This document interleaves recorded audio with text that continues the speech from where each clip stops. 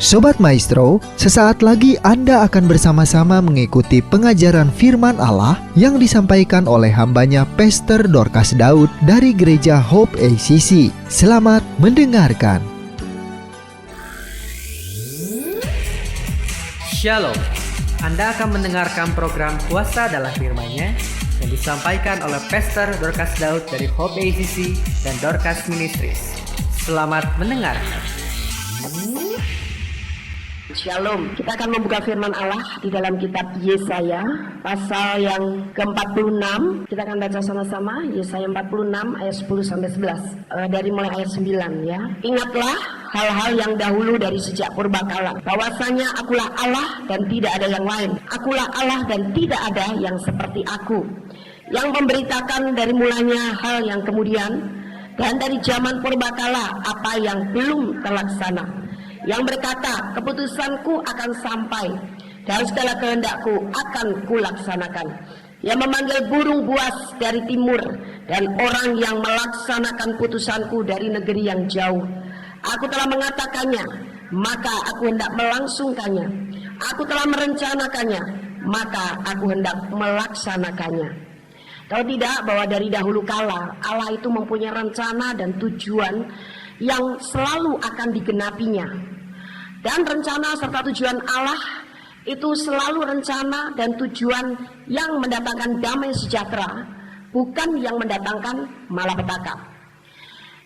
Itu sebabnya kita sekarang bisa mengerti bahwa setiap rencana dan tujuan Allah adalah selalu rencana dan tujuan yang baik. Kalau iblis dan setan selalu mempunyai rencana dan tujuan yang jahat, merusak, menghancurkan, mencuri, memporak-porandakan, membinasakan. Tapi kalau Allah, rencana dan tujuannya itu selalu baik. Karena Allah itu baik, segala sesuatu yang daripadanya selalu mendatangkan kebaikan. Itu sebabnya Allah berfirman melalui Tuhan Yesus Kristus sendiri di dalam Yohanes pasal yang ke-10 ayat 10, bahwa pencuri datang untuk mencuri dan membinasakan, tapi aku datang untuk memberimu hidup, dan hidup di dalam kelimpahan. Ini satu gambaran daripada hatinya Allah. Dia selalu menghendaki hal yang baik. Jadi hal yang buruk, hal yang jelek itu pasti bukan daripada Allah. Yang daripada Allah selalu yang baik. Nah, itu sebabnya rencana Allah dari dahulu kala dan tujuannya selalu akan dia laksanakan, selalu akan dia nyatakan. Dan itu sudah Allah sampaikan melalui para nabi lewat pesan-pesannya, nubuatannya. Dan sekarang saatnya Allah menggenapi seluruhnya. Ada bagian yang sudah tergenapi, ada juga bagian yang sedang digenapi. Dan untuk menggenapi rencana Allah yang besar, rencana Allah yang luar biasa, rencana Allah yang baik dan mulia, tentu saja Allah membutuhkan utusan-utusannya atau alat-alatnya. Siapa yang akan dipakai oleh Allah? Dalam ayat 11 jelas sekali di situ dikatakan, burung buas dari timur dan orang yang melaksanakan putusanku dari negeri yang jauh. Burung buas di sini yang dimaksud bukan buas dalam arti kata burung ini, wah burung yang tukang apa itu namanya, bikin kacau balau. Tapi burung buas di sini yang dimaksud adalah burung elang, atau kita lebih paham dengan nama Raja Wali. Mengapa Allah memilih burung Raja Wali? Burung Raja Wali itu adalah sejenis unggas yang berbeda dengan burung-burung yang lain, unggas-unggas yang lain. Raja Wali mempunyai sayap-sayap yang begitu kuat dan kokoh, sehingga tidak heran Raja Wali itu senang terbang kalau ada badai. Semakin banyak badai, Raja Wali semakin seperti mendapat satu permainan yang mengasyikkan. Dia bisa terbang lebih tinggi lagi daripada badai. Itu sebabnya setiap ada badai, Raja Wali bukannya kemudian turun dan mendarat di bumi karena takut badai, tapi di mana ada badai, justru Raja Wali itu akan naik melebihi daripada badai itu. Tidak heran kalau sayap-sayap Raja Wali, sayap-sayap yang kekar, yang kuat dan perkasa, tidak bisa dikalahkan oleh badai. Seberapa besar pun badai yang sedang menghantam dia, tapi dengan kekuatan sayap-sayapnya dia mampu menaiki badai, dia mampu melintasi badai. Belum kuku-kuku daripada kakinya yang tajam dan kuat, sehingga dia begitu pasti ketika terbang, dia melihat ada mangsa yang ada di bawahnya, dia segera menukik ke bawah dengan kekuatan daripada cengkeraman kuku-kuku kakinya. Dia pasti tidak pernah meleset, tidak pernah salah sasaran. Dia bisa mencengkeram mangsa yang dia tuju. Dan seberapapun jauhnya mangsa ada di bawahnya, tapi Raja Wali selalu bisa mengenai sasaran daripada mangsanya. Karena apa? Selain dia mempunyai kekuatan sayap yang luar biasa, selain dia punya kekuatan cengkeraman kuku di kaki-kakinya yang juga luar biasa, dia juga punya ketajaman pandangan yang lebih daripada unggas yang lain. Jadi Raja Wali mempunyai kelebihan. Nah, makhluk seperti inilah di matanya Allah yang akan bisa dijadikan untuk menjadi utusan-utusannya. Allah tidak akan mengutus seseorang yang selalu merasa lemah, seseorang yang selalu merasa kalah ketika menghadapi masalah. Allah tidak mau mengutus orang-orang yang selalu merasa kecil hati dan tidak punya semangat di dalam hidupnya. Tapi Allah akan memilih orang-orang seperkasa burung Raja Wali. Tidak heran kalau Raja Wali disebut di sini sebagai burung yang buas. Buas dalam tanda kutip, artinya buas bukan untuk yang negatif, tapi buas dalam arti untuk yang positif.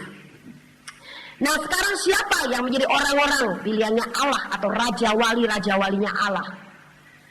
Allah sudah memberikan kesempatan kepada setiap orang yang sudah percaya kepada penebusan Yesus, sehingga sekarang dia dilayakkan, diberi kuasa dan kekuatan Allah yang luar biasa tanpa batas, supaya dia berubah menjadi Raja Wali yang perkasa. Tapi apakah kesempatan itu semuanya dimanfaatkan oleh umat pilihannya? Banyak orang-orang percaya atau umat pilihan Allah tidak mempergunakan kesempatan yang sudah diberikan oleh Allah dengan begitu leluasa. Ada begitu banyak orang-orang Kristen yang mengabaikan kesempatan ini. Mereka lebih sibuk dengan masalah pribadi, mereka lebih sibuk dengan cita-citanya sendiri, bahkan mereka banyak lebih sibuk dengan perkara-perkara dunia atau perkara daging, perkara-perkara yang menyenangkan daging. Itu sebabnya Allah membutuhkan begitu banyak orang-orang percaya yang sadar akan kesempatan yang diberikan oleh Allah kepada mereka. Karena kita ini adalah merupakan bagian daripada rencananya Allah untuk kita bisa bersama-sama bekerja sama dengan Dia melaksanakan rencana-rencananya. Amsal 13 ayat 17 mengatakan, utusan orang fasik menjerumuskan orang ke dalam celaka, tetapi duta yang setia mendatangkan kesembuhan. Jadi utusan-utusan yang bukan daripada Allah itu pasti akan mendatangkan kehancuran, akan mendatangkan malapetaka, akan menjerumuskan orang berbuat kesalahan.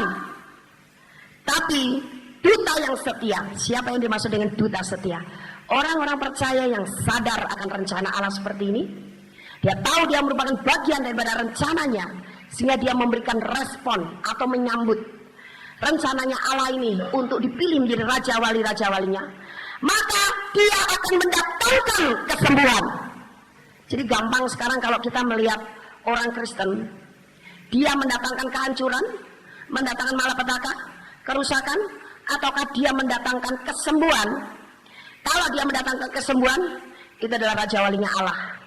Tapi kalau mendatangkan kerusakan, kehancuran, barangkali masih kecampur sama rencana-rencananya yang bukan daripada Allah. Rencana dari ilah yang asing, dari setan dan iblis. Sehingga dia tidak mendatangkan kesembuhan atau pemulihan, tapi dia mendatangkan kehancuran. Karena Allah ingin segala sesuatunya yang hancur dan rusak pun menjadi baik. Apalagi yang sudah baik harus menjadi lebih baik lagi, bukan yang sudah baik menjadi hancur dan rusak. Sejak Allah Bapa memberikan Yesus Kristus turun ke dunia dan mati di atas kayu salib, menebus dosa umat manusia dan merebut manusia daripada cengkraman setan dan iblis. Maka saat itu sebetulnya Allah sudah menyatakan rencananya bahwa Dia ingin semua yang rusak menjadi baik. Semua yang tertipu setan, semua yang pikirannya digelapkan oleh rencana setan sekarang dipulihkan kepada Allah. Yesus itu menjadi penggenap daripada rencana Allah. Itu sebabnya kalau Yesus sekarang menjadi penggenap dalam rencana Allah, Dia ada di dalam hati kita. Kita mestinya menjadi utusan-utusan yang setia. Kita menjadi duta-duta besar daripada kerajaan Allah yang setia.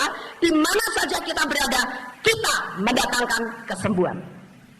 Kesembuhan dalam arti yang luas, baik kesembuhan untuk roh seseorang, kesembuhan untuk jiwa seseorang, maupun kesembuhan bagi tubuh seseorang. Sebagai duta-duta besar kerajaan Allah, kita harus berfungsi sebagaimana mestinya dengan melakukan penuh tanggung jawab. Sama seperti duta besar satu negara. Bagaimana dia kalau diutus menjadi duta besar di satu negara A dari negara B, maka apa tugasnya? Nomor satu, dia promosi tentang negaranya. Seorang duta besar yang setia, yang tahu tugasnya dan bertanggung jawab untuk kedudukannya, dia tidak akan pernah bercerita kepada negara yang sedang dikunjunginya, yang dimana negaranya mengutus dia ke satu negara lain ini. Dia tidak akan bercerita begini, waduh, negara kami Indonesia ini lagi kacau balau. Negara kami Indonesia ini lagi, waduh, rusak-rusakan, hancur-hancuran, lagi pada miskin. Di mana-mana orang tukang ngamen minta cepek, sampai kami itu terkenal dengan bangsa cepek boy. Waduh, negara kami ini lagi rusak-rusakan, hancur-hancuran, padahal kami sudah berusaha untuk membangun, tapi aduh, dasar rakyatnya mentalnya tuh mental kere. Dan di mana-mana kotor, banjir. Sungai-sungai sekarang bukan jadi mengalirnya tempat air, tapi menjadi tempat pembuangan sampah. Waduh, pabrik-pabrik juga sekarang lagi pada pilot, pokoknya mengenaskan deh negara kami. Jadi jangan datang ke negara kami. Kalau datang ke negara kami, aduh, kamu nanti ikut kasihan, jangan. Kamu nanti nggak bisa makan, kurus kering. Ini kalau duta besar berbicara seperti itu, kira-kira negara yang mengutusnya atau pemerintah yang mengutusnya, penguasa yang mengutusnya melakukan tindakan apa? Kalau memecat nggak salah. Karena apa? Dia duta besar yang kurang ajar. Bahkan duta besar yang masuk golongan sebagai penfitnah. Siapa sih di Indonesia yang nggak bisa makan? Semuanya bisa makan kan? Semuanya masih bisa makan walaupun dia cepet. Bisa makan, badannya kadang-kadang keker bagus, bisa ngecat rambut segala. Coba gelangnya, kalungnya itu yang gendong anak-anak kecil di pinggir jalan emas. Tapi si duta besar ini kurang ajar. Dia tidak melaksanakan sesuai dengan rencana Allah atau program pemerintah yang dibebankan kepada dia, tapi dia malah merusak nama baik pemerintah yang mengutusnya. Itu kalau pemerintah mecat dia tidak salah, karena ini kurang ajar, penfitnah. Dia bukan utusan yang mendatangkan kesembuhan atau duta yang setia, tapi dia utusan orang fasik, menjerumuskan bangsa lain kepada pemikiran yang salah, menanamkan image yang buruk kepada bangsa lain tentang negaranya sendiri dengan cara yang salah. Padahal negaranya tidak seburuk apa yang dia sampaikan. Nah, duta besar seperti ini sudah sepatutnya dipecat. Begitu juga sebagai duta besar yang setia. Kita harus tahu tanggung jawab. Kita harus tahu kedudukan kita, menuntut. Kita melaksanakan dengan baik apa yang diberikan kepada kita, ditugaskan kepada kita. Kita harus memamerkan segala kekayaan kerajaan Allah. Kita harus bisa promosi sehebat-hebatnya dan sebesar-besarnya, seheboh-hebohnya tentang kerajaan yang sedang kita wakili di dunia ini. Dan kita mempromosikan tentang kerajaan Allah seheboh-hebohnya, sebesar-besarnya tidak ada dosanya. Memang kerajaan Allah itu besar, luar biasa, hebat dan dahsyat. Jadi jangan takut promosi tentang kerajaan Allah kepada dunia. Anda adalah duta besar yang setia, yang mewakili kerajaan Allah. Engkau harus memberitakan kabar yang baik. Injil itu sebabnya dikatakan kabar baik, karena di dalam Injil isinya adalah berita-berita yang besar dan mulia tentang kerajaan Allah. Sejak Anda dan saya dilahirkan baru, kita ini sudah pindah warga negara. Amin. Kita warga negara kerajaan Allah. Dan engkau serta saya adalah duta besar kerajaan Allah. Harus menjadi duta yang sesetia Allah kepada kita. Kita juga harus sesetia itu kepada Dia. Dan duta besar yang setia, dia pasti akan mendatangkan kesembuhan. Kalau kita melihat apa yang terjadi dengan Zakaria ketika dia mendapat penglihatan dari Tuhan. Kita baca penglihatan Zakaria dalam Zakaria pasal yang ke-1. Zakaria pasal yang ke-1, penglihatan yang diterima Zakaria yang kedua. Dari ayat 18 sampai dengan ayat yang ke-21. Aku melayangkan mataku dan melihat tampak 4 tanduk. Lalu aku bertanya kepada malaikat yang berbicara dengan aku, apakah arti semuanya ini? Maka ia menjawab aku, inilah tanduk-tanduk yang telah menyerahkan Israel dan Yerusalem. Kemudian Tuhan memperlihatkan kepadaku 4 tukang besi. Lalu aku bertanya, orang-orang ini datang untuk melakukan apa? Maka ia menjawab, ini pun adalah tanduk-tanduk yang telah menyerahkan Yehuda, sehingga tidak seorang pun berani mengangkat kepalanya. Dan semuanya ini datang untuk mengejutkan mereka, yakni untuk menghempaskan tanduk bangsa-bangsa yang telah mengangkat tanduk terhadap tanah Yehuda, hendak menyerahkannya. Penglihatan yang pertama yang dilihat oleh Zakaria adalah tanduk-tanduk. 4 tanduk. Zakaria bertanya kepada Tuhan, apa artinya nih tanduk-tanduk Tuhan? Ternyata tanduk-tanduk itu merupakan bahasa vision, yang artinya tanduk itu melambangkan atau mewakili 4 kekuasaan yang sudah menyerahkan Israel. Berarti 4 tanduk ini menyatakan adanya pemberontakan, adanya roh pemecah belah, adanya roh penghasut, adanya roh ambisi pribadi. Jadi akhirnya 4 tanduk ini berhasil menyerahkan bangsa Israel. Padahal bangsa Israel adalah bangsa pilihan Allah. Tapi tanduk-tanduk ini tidak senang dan mereka menyerahkannya atau memporak-porandakannya.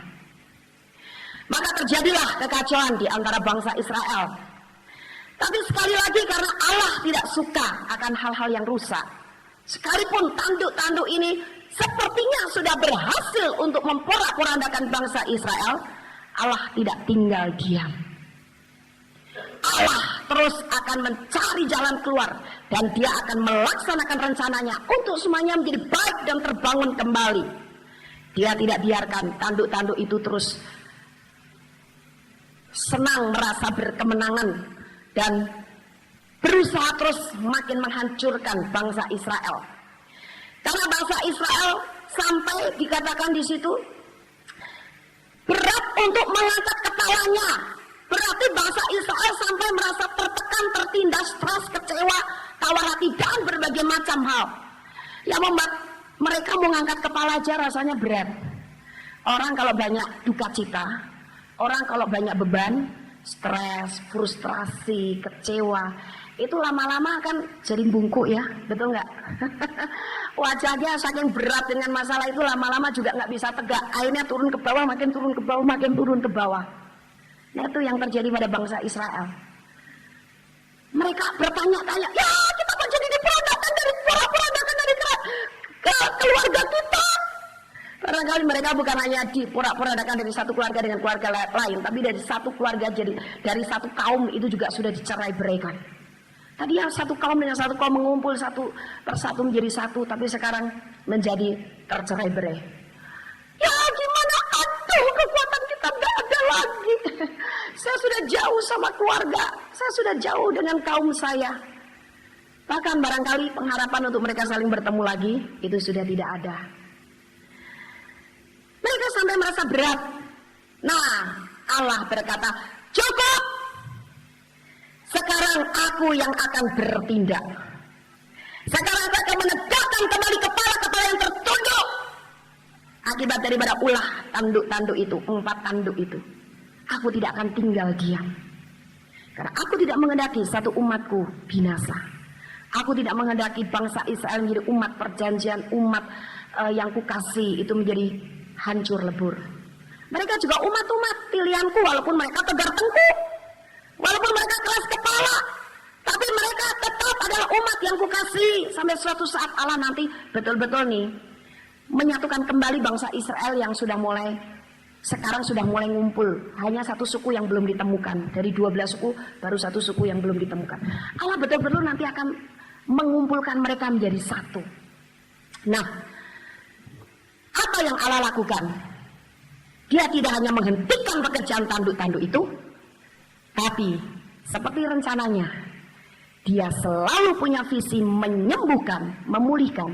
Maka Allah mengirim tukang-tukang besi. Penglihatan di sini yang kedua, masih penglihatan yang kedua sesudah Zakaria melihat tanduk-tanduk yang menghancurkan dan memporak-porandakan Israel. Allah mengirim tukang besi. Sekarang tukang besi itu apa? Tugasnya untuk membangun. Tukang besi itu untuk menempa besi-besi yang masih belum berbentuk, masih belum berfungsi, yang kelihatannya tidak ada artinya dan sebagainya, yang rusak ditempa untuk menjadi sesuatu yang baik, alat yang berfungsi, alat yang elok, alat yang indah. Nah, Allah mengirimkan pembangun-pembangun untuk membangun kembali reruntuhan yang dilakukan oleh 4 tanduk-tanduk. Tapi sadarkah bahwa orang Kristen itu adalah pembangun-pembangun yang ditentukan oleh Allah? Pembangun-pembangun ini adalah orang-orang Kristen yang diurapi. Jadi Anda yang sudah diurapi, Anda adalah pembangun, bukan pengrusak, dan juga tidak kompromi dengan kaum pengrusak. Sebab kalau kompromi dengan kaum pengrusak, berarti Anda join sama 4 tanduk-tanduk. Perhatikan bagaimana nasib tanduk-tanduk itu. Tanduk-tanduk itu akhirnya dihancurkan oleh tukang besi. Mereka dihalau oleh tukang besi. Mereka dikalahkan oleh tukang besi. Bagi siapa orang Kristen yang sadar diurapi, dia juga akan sadar tanggung jawab dan kedudukannya. Jadilah duta besar yang setia, mendatangkan kesembuhan dan pemulihan, bekerja sama dengan Allah membangun apa yang dirusak oleh tanduk-tanduk itu, bukan ikut mengerusak apa yang sudah dirusak oleh tanduk-tanduk. Tapi kalau Anda tidak sadar sebagai orang yang diurapi, Anda mau cari untungnya. Wah, kayaknya tanduk-tanduk itu bahagia ya, kayaknya seneng ya, kayaknya diberkati ya, kayaknya tanduk-tanduk itu sedang berkuasa. Aku tak ikut tanduk-tanduk, takutnya nanti ikut bangsa Israel aku nggak bisa makan, aku miskin, aku nggak punya teman. Kalau Anda berpikir seperti itu, aku tidak sadar bahwa engkau adalah orang-orang yang sudah diurapi, harusnya menjadi raja walinya Allah, harusnya menjadi duta besar yang setia, di mana engkau mendatangkan kesembuhan dan ikut bekerja bersama dengan Allah mengadakan pemulihan dan pembangunan. Tapi engkau justru mengambil langkah yang salah. Jadi kita harus sadar, kita diurapi buat apa? Kita diurapi untuk memulihkan dan membangun. Kita harus tahu bahwa kita adalah duta besar yang setia, yang punya tugas untuk menyembuhkan. Amin. Allah ingin kita menjadi raja wali yang puas. Amin. Dan ini bukan hanya berbicara untuk masalah pelayanan, tapi juga berbicara untuk masalah kehidupan kita. Dalam keluarga kita kadang-kadang kita tidak sadar dimasuki oleh tanduk-tanduk, sehingga terjadi kekacauan antara anggota keluarga, terjadi keributan antara suami istri, terjadi ketidakharmonisan antara anak dengan orang tua. Kita dirasuk oleh tanduk-tanduk. Dan yang anehnya, orang-orang Kristen bisa dirasuk oleh tanduk-tanduk, nggak sadar, kompromi. Sehingga ribut satu dengan yang lain, usaha bangkrut, keuangan kemudian habis-habisan sakit penyakit datang dalam rumah tangga kita, itu adalah pekerjaan daripada tanduk-tanduk. Tapi engkau harus sadar, engkau harus bangkit dan bangun. Engkau adalah orang yang diurapi oleh Allah. Pulihkan keadaan rumah tanggamu, bangun kembali keadaan keluargamu yang sedang diporak-porandakan oleh tanduk-tanduk. Ini penglihatan Zakaria loh. Betul-betul ini terjadi. Dan orang Israel sudah mengalami bangsa itu dulu betul-betul diporak-porandakan, kecacaran kemana-mana. Tapi Allah akan pulihkan lagi menjadi satu. Saat bangsa Israel sudah dipulihkan, seluruh 12 suku itu menjadi satu. Saat itulah Yesus datang kedua kalinya. Dan Allah sedang mengerjakannya. Jadi saudara, hargai urapan yang ada dalam dirimu. Jangan untuk ikut-ikutan merusak. Bahkan kadang-kadang ada orang akhirnya mengambil kesempatan. Wah, mumpung ya ini lagi kacau balau ya rumah tangga ini ya. Oke deh, aku tak deketin anaknya, barangkali anaknya nanti bisa tak ambil supaya tambah rame. Saudara, hati-hati, kita diurapi untuk tidak ikut-ikutan merusak, tapi untuk membangun dan memulihkan. Itu sebabnya engkau adalah tukang-tukang besi yang harus kerja sesuai dengan apa yang sudah ditentukan di dalam hidupmu. Bangun, pulihkan, sembuhkan. Sampai apa? Rencananya Allah yang besar dan mulia terjadi atas gereja Tuhan. Sampai rencana Allah yang besar dan mulia terjadi atas rumah tanggamu. Sampai rencana yang besar dan mulia terjadi atas usahamu, pekerjaanmu, dan apalagi Anda bisa sebutkan tanduk lagi masuk dalam hidupmu di dalam bidang apa? Dari segi mana pelayananmu, keluargamu, pekerjaanmu? Nah, jadi saudara bersyukur. Berarti kita yang diurapi itu kita merupakan orang-orang yang dipilih oleh Allah menjadi raja walinya Allah. Kita menjadi orang-orang kepercayaan Allah. Agak lama barangkali Anda mulai santai, tidak peperangan rohani. Padahal sejak kita diurapi sebagai burung raja walinya Allah, raja wali yang buas lagi, itu harus selalu siap menghadapi badai dan mengalahkan badai. Bagaimana kita bisa mengalahkan badai? Doa peperangan rohani, perangi tiap hari. Jangan menundukkan kepalamu seperti orang-orang Israel sampai berat sekali mau ngangkat kepala. Jangan mau tertipu setan. Allah belum selesai dengan rencananya buat kita semuanya. Amin. Kita lagi mengadakan pemulihan, pembangunan kembali. Jangan izinkan tanduk-tanduk itu mengambil kembali batu demi batu. Dan inilah tanggung jawabnya saudara dan saya sebagai orang-orang diurapi oleh Allah. Ini bukan hanya tanggung jawabnya penatua, tapi tanggung jawabnya Anda dan saya sebagai orang-orang yang sudah diurapi oleh Allah. Amin. Jangan izinkan batu demi batu dalam rumah tanggamu dicuri oleh atau dihancurkan oleh tanduk-tanduk itu. Anda orang diurapi Allah, engkau punya tugas untuk memulihkan keluargamu. Oh, ini roh pengacau rumah tangga kok. Ini roh pengacau gereja Tuhan, keluar dari gereja Tuhan. Itu namanya doa peperangan rohani. Semua harus melakukan. Kalau engkau tidak mau kena tembak, engkau harus menembakin dulu musuh-musuhmu. Kalau engkau tidak mau kena serang terlebih dahulu musuh-musuhmu. Jadi kita sekarang jangan dinina bubukkan dan terlena lagi. Ya, aku mau ke gereja supaya diberkati. Nah, kita harus berperang, karena orang Kristen yang berperang berarti dia rohnya senantiasa dalam keadaan berjaga-jaga. Tapi orang Kristen yang tidak pernah berperang, dia sedang tertidur. Dan ketika tertidur, tidak tahu ada pencuri masuk, garong, ngambil barang-barang kita, ngambil damai sejahtera, ngambil sukacita. Barangkali juga ngambil duit sampai kita kekurangan duit, kesulitan keuangan. Barangkali ngambil urapan sampai urapan dalam kita habis-habisan.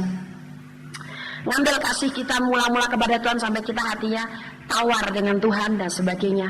Nah, jadi sekarang kalau Anda tidak mau tertidur, doa peperangan rohani. Penguasa-penguasa ini perlu diperangi, dan itu terus sampai nanti pada akhir zaman iblis sudah dimasukkan ke dalam neraka, baru peperangan berakhir. Tapi selama kita masih ada di sini dan iblis masih diberi kesempatan bersama konco-konconya oleh Allah, dia masih terus akan masuk seperti tanduk-tanduk. Di mana saja dia punya kesempatan, tanduk sana, tanduk sini, terjang sana, terjang sini, sodok sana, sodok sini. Anda tahu kan kalau banteng atau kerbau adu banteng atau adu kerbau kan, mereka kekuatannya ada di tanduk. Wah, pokoknya perut siapa aja ditandukin. Kadang-kadang matadornya kalau di Spanyol kan ada adu banteng ya. perut matadornya ditanduk, tidak peduli dia. Yang penting apa yang di depan saya tak tanduk.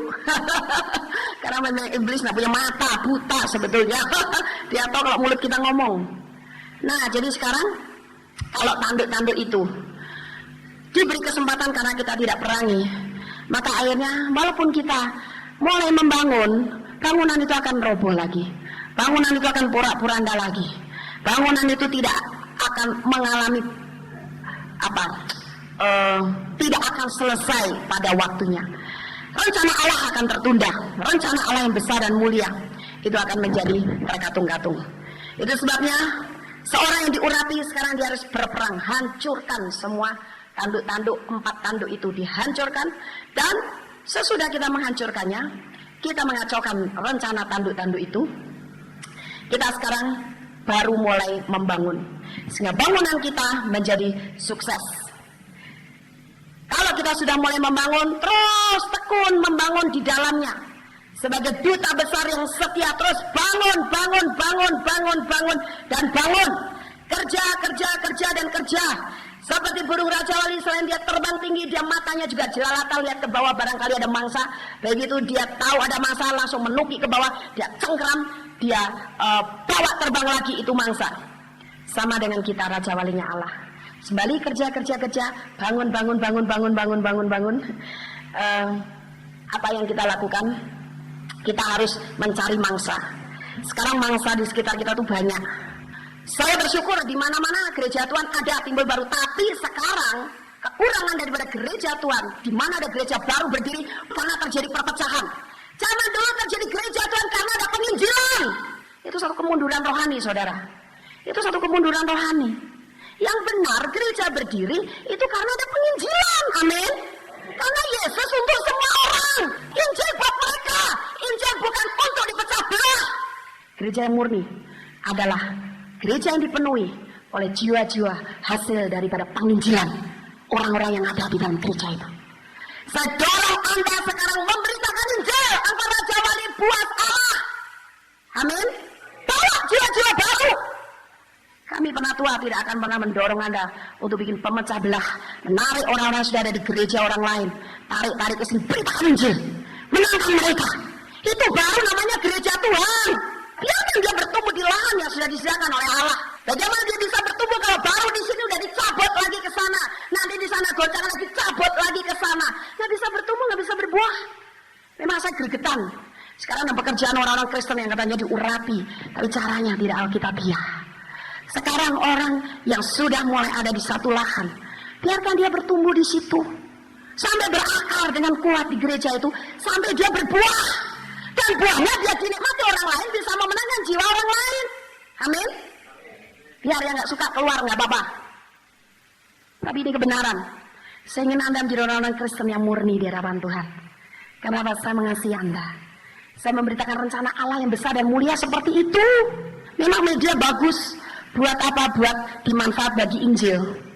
Tapi kalau tidak disertai dengan penginjilan yang sungguh-sungguh, berarti jumlah atau perkembangan orang-orang yang bertobat kepada Tuhan Yesus itu tidak ada.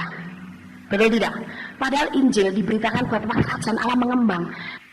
Saudara, orang yang diurapi untuk menyembuhkan orang-orang di luar Kristus sana, beritakan Injil kepada mereka. Mereka tidak mau bertobat kepada Tuhan Yesus. Itu adalah ladang yang disediakan oleh Tuhan buat kita. Baru itu gereja Tuhan yang benar. Gereja yang benar adalah gereja yang memberitakan Injil kepada orang yang belum di dalam Kristus. Jadi saudara, saya ingin membenahi cara pandang kita, orang-orang yang tahu firman Allah. Injil buat siapa? Orang Kristen dididik untuk semakin berakar dalam Tuhan. Dia bertumbuh, dia berbuah untuk nanti didik lagi orang yang belum di dalam Kristus. Begitu Anda sadar kedudukanmu sebagai duta besar yang setia, utusan-utusan Allah yang menyembuhkan, Engkau sebagai orang yang diurapi, engkau sebagai tukang besi, engkau mulai bergerak dengan cepat. Kursi ini dalam waktu cepat akan penuh dengan jiwa-jiwa baru. Tapi mari kita kerjasama. Ini tidak mungkin bisa dikerjakan oleh penatua saja, atau oleh pengerja saja tertentu, enggak, tapi oleh semua orang. Jadi itu sebabnya kita sekarang harus sadar, selama ini kita lengah, selama ini kita lupa tugasnya nginjilin, lupa. Nah sekarang penuhi kursi-kursi ini dengan jiwa-jiwa yang Anda menangkan. Amin.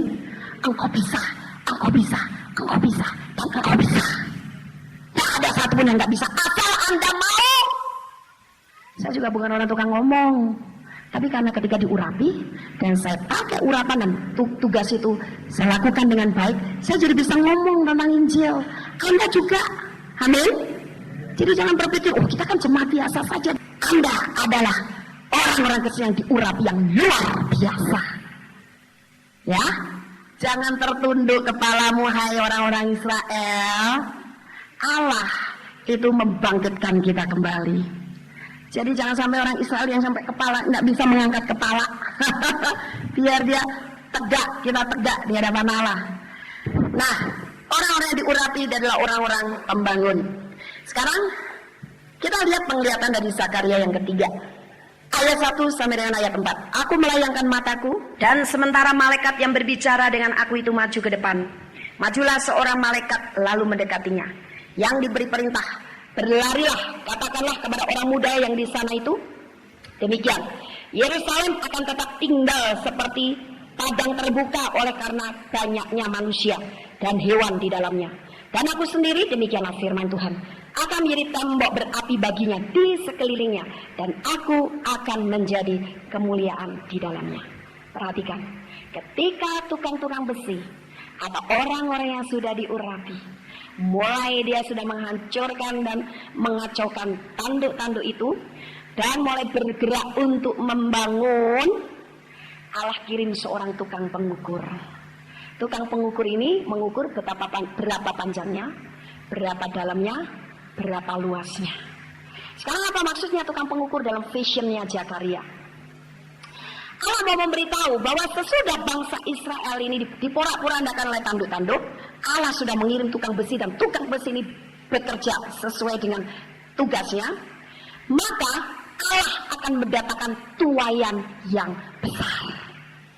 Jadi itu sebabnya lahannya perlu diukur, tempatnya perlu diukur, ini mampu nggak mereka untuk menampung tuaian yang besar yang bakal terjadi. Allah juga sedang mengukur gereja Tuhan. Apakah gereja Tuhan mampu nanti menampung, dalam arti bukan menampung memberikan tempat duduk, tapi membina, mendidik, membangkitkan, dan melahirkan tukang-tukang besi kembali kalau tuaian itu sudah terjadi. Dengan demikian, siapa yang harus menjawab? Anda dan saya. Siapkah kita, gereja-gereja Tuhan, gereja dalam arti universal dan gereja secara pribadi? Kita untuk dipercayakan oleh Tuhan menerima tampungan tuaian-tuaian baru, membina mereka, mendidik mereka, dan menjadikan mereka juga tukang-tukang besi atau raja wali Allah. Mampukah kita? Kalau Anda mampu, Allah akan hadirkan tuaian besar itu. Sekarang siapa yang membuat mampu? Bergantung pada urapan Roh Kudus. Kekuatan kita memang tidak mampu membina orang, menampung orang, mendidik orang, mendorong orang untuk maju, tidak mampu. Tapi kuasa Roh Kudus itu akan memampukan kita, menjadikan mereka juga pembangun kerajaan Allah. Jadi sekarang tuaian sudah ada di depan mata. Engkau tinggal menuai, memberitakan Injil, dan siap untuk menjadi penampung dan pembina mereka. Kita harus selalu siap, karena kalau tidak siap, tuaian tidak mendapat tempat. Tuaian tidak mendapat peluang untuk ditumbuhkan. Karena Allah akan menjadikan gereja Tuhan menjadi tempat berkumpul orang-orang yang memuji dan memuliakan Allah.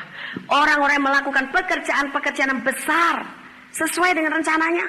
Orang-orang yang melahirkan pekerjaan-pekerjaan yang mulia. Dan orang-orang yang nanti akan diajak oleh Tuhan memimpin dalam kerajaan 1000 tahun. Allah mau lakukan itu. Itu sebabnya kita harus mengembangkan sekarang daya kapasitas jiwa kita, pikiran kita, supaya tidak berpikir, aduh mustahil dah kalau kita dikasih jemaat banyak juga apa mampu sih. Aduh kita nuai banyak-banyak jiwa apa bisa sih. Kita ini cuma kerjanya bengkel, kita ini cuma ibu rumah tangga, masa iya kita bisa memenangkan banyak jiwa sampai tempat ini menjadi penuh. Apa iya bisa? Itu adalah wawasan yang sempit. Kita harus mengembangkannya. Kita harus meluaskan daerah kekuasaan pelayanan kita ke kanan dan ke kiri. Kembangkan daya imajinasimu, kembangkan daya kreasimu, dan Roh Kudus akan mendukung sepenuhnya ide-ide Anda selama itu untuk kerajaan Allah. Kau mau punya ide, wah, suatu saat aku akan memenangkan satu desa ini. Haleluya. Kau membayangkan dan kau berpikir seperti itu, Allah mendukung. Karena kau berpikir untuk kerajaan Allah. Tapi kalau kau berpikir, suatu saat aku punya istri 10 biji, wah, itu diketok sama Allah. Allah tidak mendukung karena itu bukan untuk kerajaan Allah. Tapi kalau untuk kerajaan Allah, untuk rencana yang besar dan mulia, didukung 100% dan segala fasilitasnya, itu akan dipercayakan kepada Anda dan saya. Bagian kita, ngalir aja bersama dengan dia, jalan aja bersama dengan dia. Amin. Jangan pernah Anda tidak merasa memiliki gereja rumah doa segala bangsa di mana Anda berbakti atau mengikuti kegiatan-kegiatan lain. Gereja ini adalah milik bersama dan pimpinannya adalah Tuhan Yesus. Tuhan Yesus adalah kepala gereja. Amin. Jadi kalau Anda join jadi tukang besi, tukang tuai dalam gereja ini, berarti Anda join sama Tuhan Yesus. Anda tidak akan kesandung sama kami. Udah, nggak mau penatuannya Pak Daud sama Bu Daud. Aku mau penatuannya yang itu. Selama Anda tidak berpikir bahwa kepala daripada gereja Tuhan Yesus, Anda akan kesandung melulu dengan pemimpin Anda. Tapi saya tahu di sini nggak ada yang gitu. Tapi Anda adalah teman kerjanya Allah. Kamu adalah bangunan Allah dan kamu adalah teman sekerja di ladang Allah. 1 Korintus. Karena ada orang-orang Kristen yang milih-milih pendeta. Aku nggak mau kalau di gereja pendetanya sekarang ini, aku mau pendetanya yang itu kabur dia dari gereja. Aku nggak mau penatua yang ini, aku mau penatuanya itu kabur dia dari gereja, pindah ke gereja di mana dia suka pendetanya. Aku nggak mau pengerjanya ini, aku mau pengerjanya yang itu tuh, lari dia ngikutin pengerja. Jadi kalau pengerjanya nanti kabur ke luar negeri, dia mau kabur kemana lagi? Jangan ngintel orang, ngintel Tuhan Yesus. Amin. Rugi ngintel, tahu ya. Saya harap Anda memahami bahasa dari Jawa Tengah. Kalau Bu Ripka Yusuf tuh apal banget. Ngintil tahu Bu ya? Karena dari Magelang. Jangan ngintel manusia, ngintel Tuhan Yesus baru benar. Memang kita harus ada penundukan diri, menghormati, menghargai. Karena ada hierarki juga. Tapi kita adalah pengikut Kristus. Nah, 1 Korintus, saya mau tadi tunjukkan ya, 1 Korintus pasal yang ke-3 ayat yang ke-9. Dari mulai ayat 8. Baik yang menanam maupun yang menyiram adalah sama, dan masing-masing akan menerima upahnya sesuai dengan pekerjaannya sendiri. Karena kami adalah kawan sekerja Allah, kamu adalah ladang Allah, bangunan Allah. Kawan sekerja Allah, luar biasa. Allah itu juga jadi laris gitu loh. Orang-orang Kristen senang banget jadi kawan sekerjanya Allah gitu loh. Kalau manusia bisa jadi laris kalau dia punya jabatan, punya kedudukan. Semua mau jilat. Ada yang jilat kaki, jilat tangan. Ya. Kok nggak ada yang begitu sama Allah? Tapi yang di sini saya harap semua begitu. Aku paling seneng nih, aku kawan sekerjanya Allah.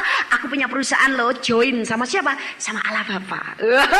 Saya ikut bangun perusahaannya di atas muka bumi. Haleluya.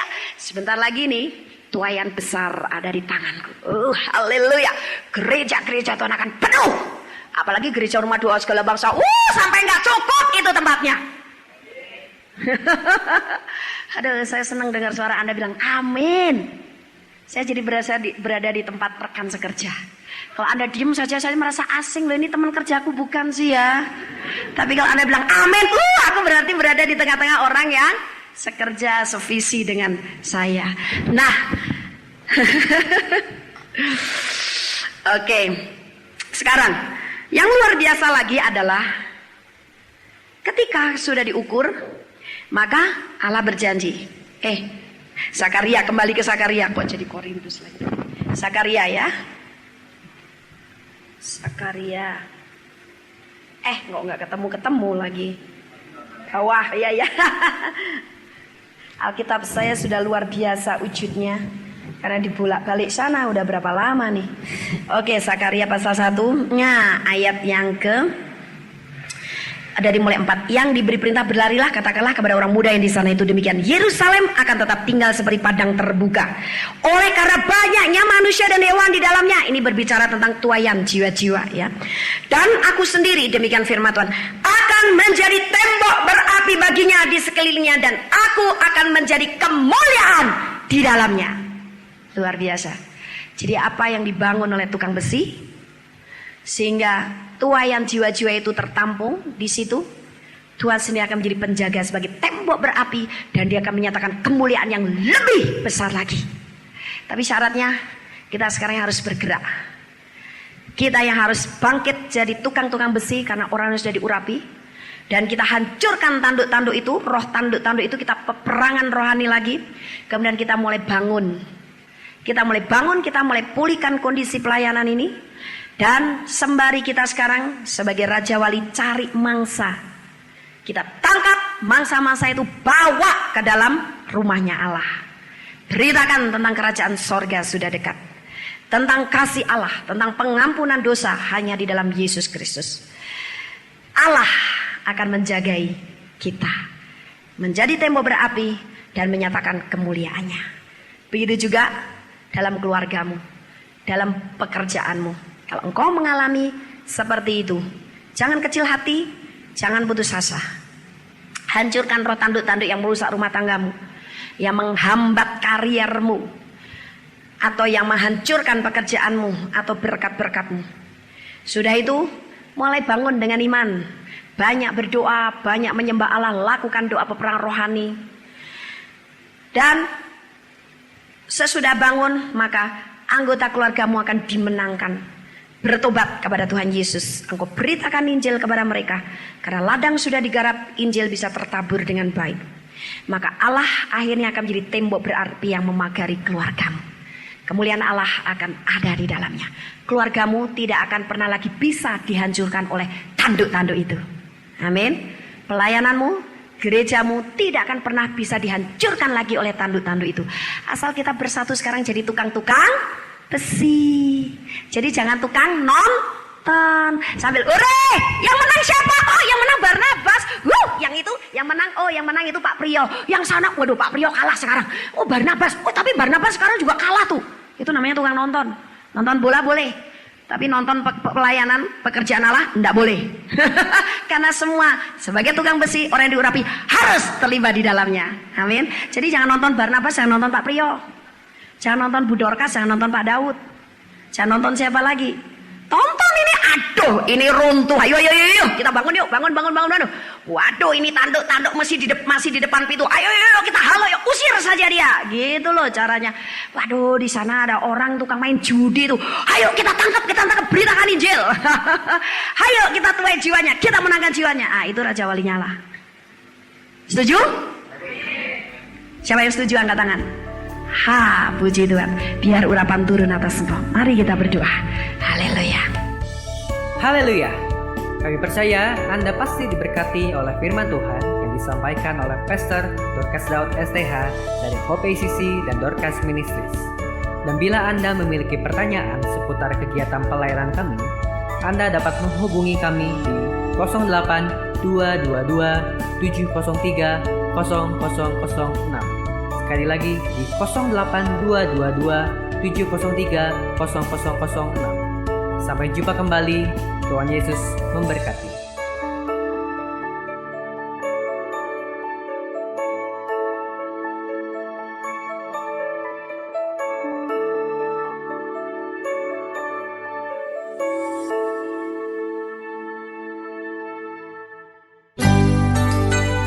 Demikianlah firman Tuhan yang berkuasa telah kita dengar bersama-sama.